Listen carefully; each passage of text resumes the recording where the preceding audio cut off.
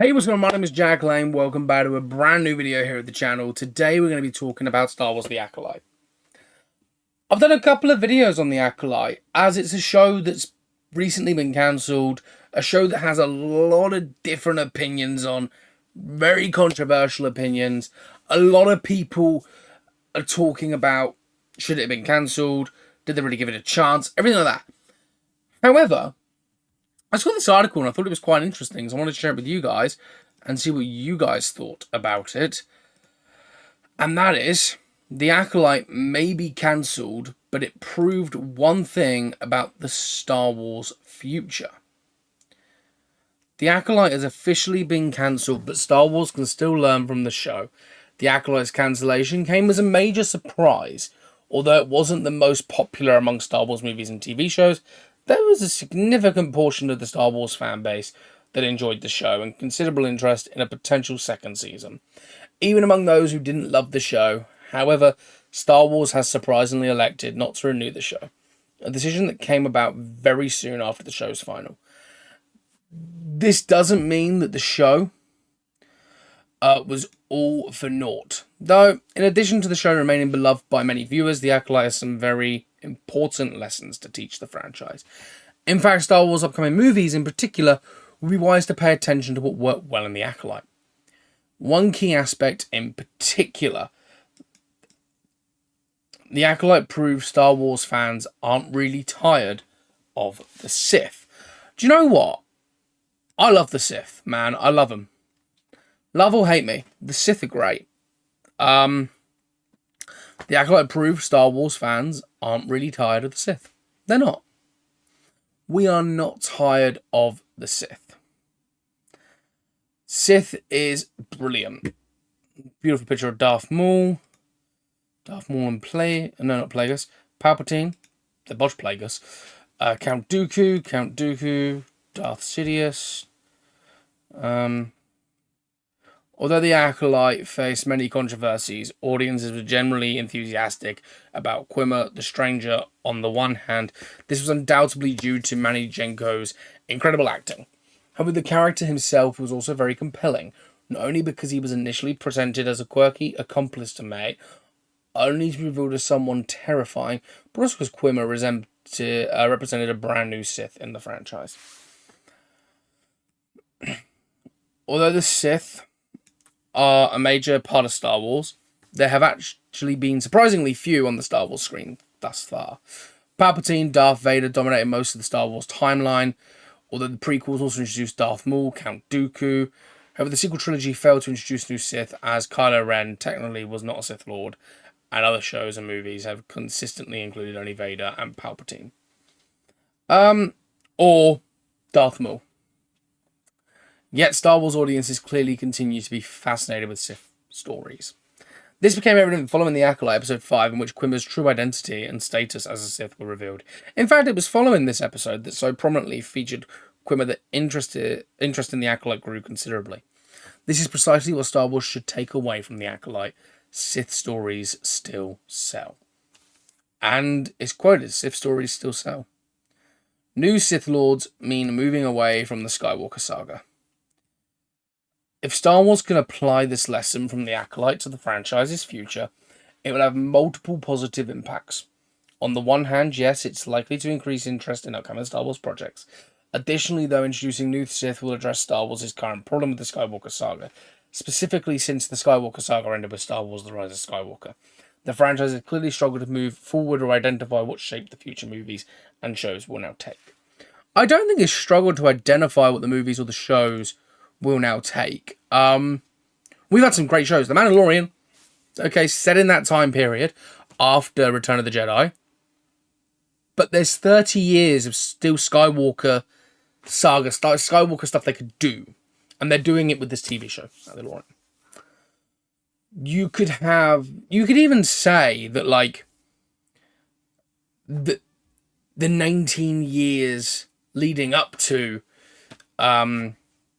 Star Wars A New Hope, you could introduce more Sith. I mean, Kenobi, and not a movie, not theatrical release, but Kenobi introduced more dark side users. This is the issue with Star Wars, okay? Sith can only be... You can only have 2 Sith at a time. Right? So, the Sith, there's a rule of 2. You can only have 2 Sith at a time, which sort of really sort of makes it be like you cannot have more than one. So what you have is Emperor Palpatine in the prequel, who has Darth Maul, and then you have Count Dooku moving forward from that. And then you have Anakin, of course, for the original trilogy. Snoke was a Sith Lord, but he was Emperor Palpatine in the end. So the rule of 2 really does sort of stumble on it. But, you know, the Sith are great. And saying it's clearly struggled since the Skywalker saga ended isn't strictly true in the movie sense. They just stopped making movies because we had COVID. And there was a lot of backlash from the Skywalker saga ending. The Rise of Skywalker, The Last Jedi were 2 films that were very much like... Last Jedi really screwed that sequel trilogy. Last Jedi... J.J. Abrams set this amazing thing with Snoke, was going to set this amazing arc up with Luke, and then botched it just as quickly. And how he did that was really just by killing off Snoke. And then when we came to episode 9, it was like, right, J.J. Abrams back in the seat again, which was not the intention, really. Originally, it was going to be Colin Trevorrow that was going to do it, I think. I don't know if I pronounced that right. Don't even know if I got the surname right, but it was Colin Trevorrow or something like that. What I can remember. And he'd done the script called Duel of the Fates. And The Rise of Skywalker was not a film, and then it became a film because Disney were like, we need someone who can deliver nostalgia, not an edgy type story like this. Because Rian Johnson had done the edgy Star Wars story that was out of this sort of... that was away from what had originally been done, and people didn't like it. And it wasn't that people didn't like it. It was they built a compelling villain, killed him off, boom. There were so many speculation videos about who Snoke was, right? And they killed him off. But anyway,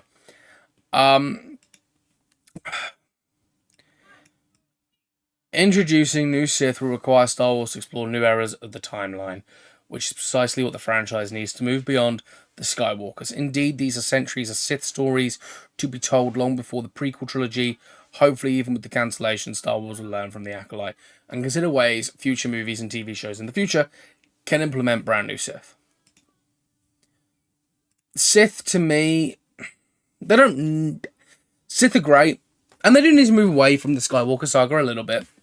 There's still 30 years of Sith they can go through. You're telling me that Luke for 30 years did not meet a Sith Lord?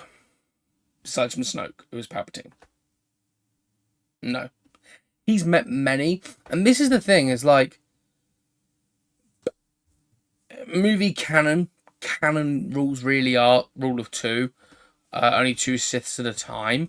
But the issue is, in the prequel trilogy and the Clone Wars, that's connected to, of course, the Star Wars universe, and it's connected to the prequel trilogy quite heavily because that's what the prequel trilogy was about. It was about the Clone Wars, the beginning of Anakin, then it was the middle, the Attack of the Clones, the start of the Clone Wars, and Revenge of the Sith was the end, and then they did the show, which was the middle ground, right? There were multiple Sith users in that. You had Count Dooku, Asajj Ventress, Darth Maul, Palpatine, you had... there was another one that turned to the Sith during it. All dark side users, but they were called Sith back then. Because you didn't have... what Star Wars came and did when Disney took it over was, let's do Inquisitors. There's no such thing as Inquisitors when George Lucas had the company. When George Lucas did it, it was, okay, they're Sith. But the Rule of 2. Rule of 2 doesn't apply here. Well, it does, but there's a bit of a difference. And the Rule of 2 needs to be changed to either continue on with the Sith, or they need to go back and tell some cool Sith stories. A Sith story I'd love to see, TV, movie, or even do it as game. Remake the game. Star Wars Force Unleashed. Remake it. And have the main character from that, who was... oh, God. I'm trying to think of his name now. Main character for Star Wars Force Unleashed. Why have I forgot it? It was literally on the tip of my tongue. Force Unleashed. Characters. What was Force Unleashed? Starkiller. Why did I forget Starkiller? Starkiller's awesome, man. Like, have Starkiller, right? Do a story with him. Do a show, do something with him. Bring him back into the fandom. Fans will love it. Have him be Darth Vader's apprentice. Fans will love it. There is no reason they can't do more Sith and still keep to that rule of 2 saying, because there could be divisions of the Sith, right? Palpatine and Vader. Vader and Starkiller, or Starkiller and Starkiller. It doesn't have to be one Sith rules them all. No, it can be separate cells of Sith. Like separate cells of the Rebel. Just do something like that. Moving away from Skywalker Saga, they don't need to. That's just laziness on people's parts when they talk about this. It's like, oh, no, we need to move away. No, we don't. If Disney want to move away, move away. If you don't, tell the 30 years between Return of the Jedi and Force Awakens. Boom. A lot of money there. Talk about Ben Skywalker's or Ben Solo's fall to the dark side. At the end of the day, he was a Sith. He turned good. And that's my thought. But Sith Lords being in Star Wars, the Acolyte has proved that we are not done with the Sith. We love the Sith as a fandom. Let me know your thoughts. I don't want any... The Acolyte shouldn't have been cancelled. The Acolyte, you know... I just want your opinion on the subject of Sith being in Star Wars and the future of Sith in Star Wars, and whether the Acolyte proves that point. I have another video where we can have discussions about the cancellation. There's a cancellation video. There's the trendingness that was going on. Go check them videos out. And it's fun to engage with you guys. I'm not saying don't comment. Just, I don't want this one being flooded with hashtag save the Acolyte or the Acolyte was hated by most. That's not the video. The video is the Acolyte proved people love the Sith. And the Sith are welcome in Star Wars. And I want to hear your thoughts in the comment section down below. Drop a like on the video. Smash the subscribe button. And as always, stay cinematic. See you later. Goodbye for now.